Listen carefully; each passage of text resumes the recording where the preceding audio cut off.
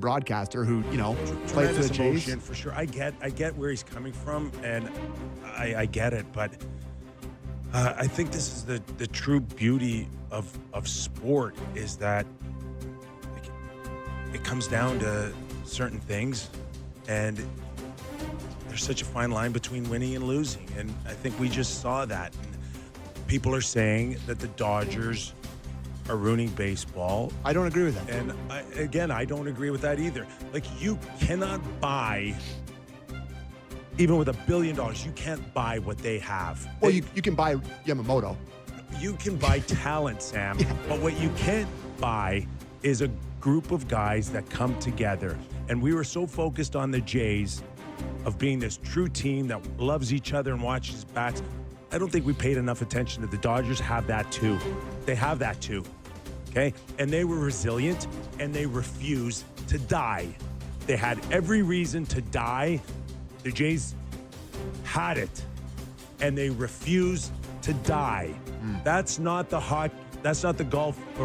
Can I get the sport right? That's not the baseball gods getting it wrong. When a team, champions, refuse to die. Okay.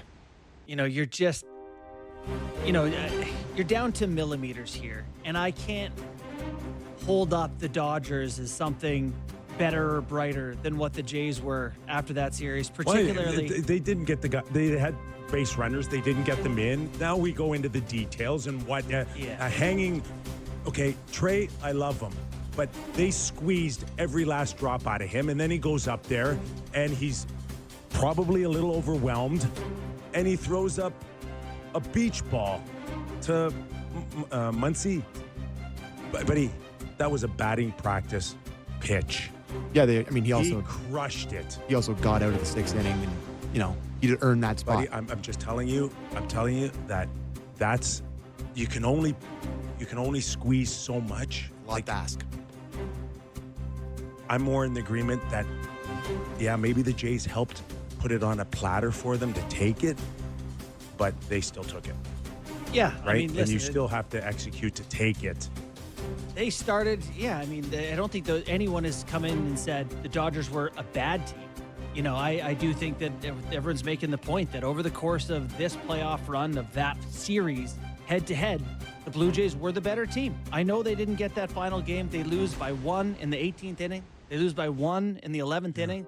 They beat the brakes off them 3 times. They didn't make the pitches that they needed to at the right time. The base running was subpar, and you left runners in scoring position. I'm not sure how much. But this is why Game it hurts 7 so much that by a toe, we got to come in here and argue about whether they deserved it or we deserved it. If you think the Dodgers deserved it. I know. It's like, okay. Yeah, it's a your philosophy point? difference. Yeah, it's for sure. And there's also there's the feel-good vibe that people have had throughout this whole thing where it's like people connected with this team on a personal level. George Springer battling through injury to stay in games, coming up with big hits. Bo Bichette with the knee surgery, can't even run the bases, hits a 3-run dinger. You got guys getting pegged by pitches left and right, and they kept coming up. You fell in love with it. And that's absolutely. And that's why it had this vibe of like a movie where it's like it was destined to be. And the fact that it wasn't, I think, was just crushing. Absolutely devastating. McKee's not alone in feeling the way he's feeling here. I have to say that if there's one thing, the amount of people over the past 48 hours, well, whenever the game ended till now, however many hours that is, that have reached out to me and said, hey, man, love you, thinking about you, has been completely overwhelming. Like, truly. And it's like, I'm just a fan of a baseball team. Like, my dog didn't die. Like, but like, the fact that people care enough to reach out to me and say, hey, like, I love you. I'm going through the same thing as you are. It feels pathetic to be as sad as I am right now. I can't.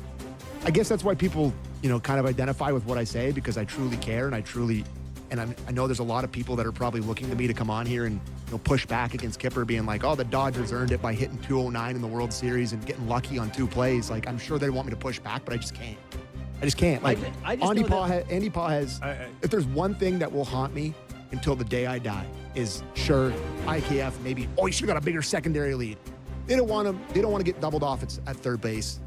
Varsho hits hard line drives all over the place. They were coached to not go off first. Yes. I understand that. Yeah, and let's make that clear. That's what you're told. You don't go against a third base coach who wants you to.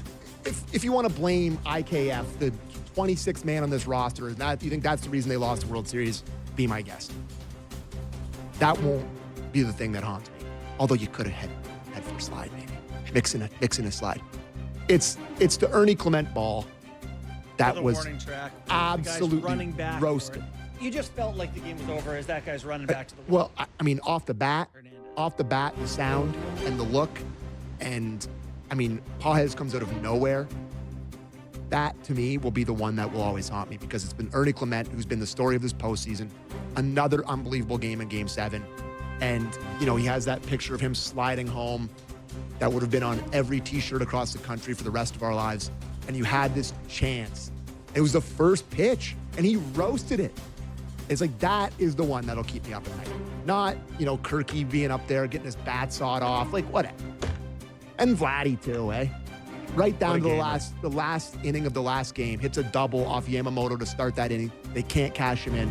They've been money all year long with runners in scoring position. And when it mattered the most, it dried up. Varsho killed them in those two games. Tough 6 and 7.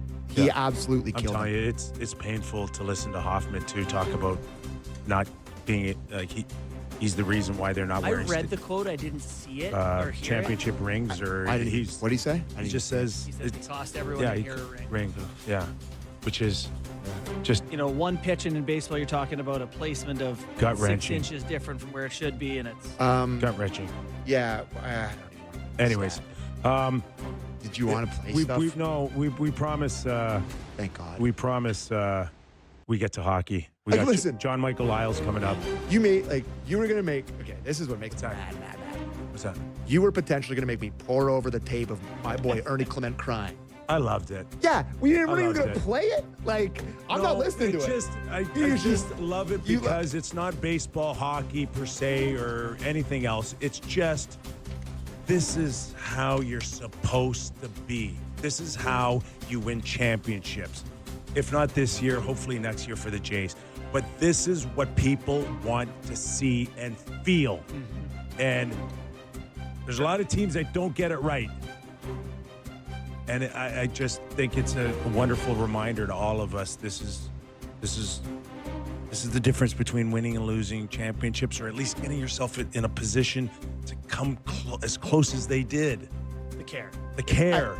I gotta tell you, this is where I'm gonna get like my, you know how I get. You know, you guys know, everybody listen, you know how I get. This felt like a 1 in a million season. And they could be under 500 next year. You know, Bo may be gone. You know, like, Yankees Scherzer may be gone, probably gone. You know, Bassett, Bieber. When you don't win, make changes. But and I'm not saying which ones. but Varshow's my you first change. choice. You change. You make a few changes here. Varshow's my first choice. There's certain things that you can't unsee, and I gotta find that stat. Let me quickly look.